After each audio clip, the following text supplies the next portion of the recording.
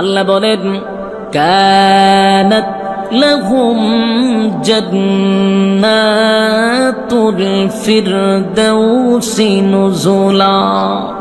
ওয়াদা দিলাম বান্দা বান্দিকে, আমি ওয়াদা দিলাম যদি 2 গুণে গুণান্বিত হইয়া জান্নাতে পরকালে আসতে পারস, ওয়াদা দিলাম আমি চিরস্থায়ী জান্নাতুল ফিরদাউস আমার বান্দা বান্দিরে আমি লিখে দিব।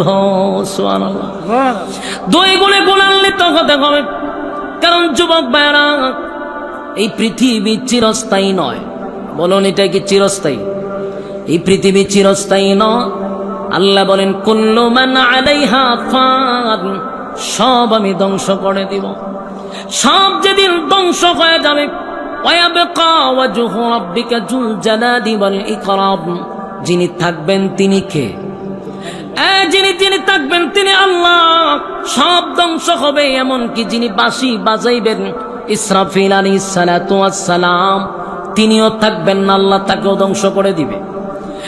জিবরাইল আলাইহিস সালাতু ওয়াস সালামও ধ্বংস হয়ে যাবে। সব যেদিন ধ্বংস হয়ে যাবে, যেদিন বিশ্ব পরিস্থিতির পরিসমাপ্তি ঘটায়া দিবে, আল্লাহ রাব্বুল আলামিন বলেন বাঁশি বাজায়া দে, বাঁশি বাজায়া দিবে। জমিনের মধ্যে একটা জালজালা শুরু হবে।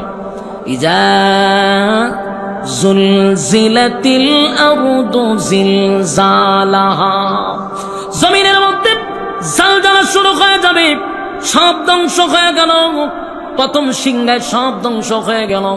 দ্বিতীয় সিংহায় ফুঁক দিবার আগ পর্যন্ত লম্বা একটা সময় মাঝখানে চলে যাবে রে। আল্লাহ আবার ইসরাফিল জিন্দা করবে। এই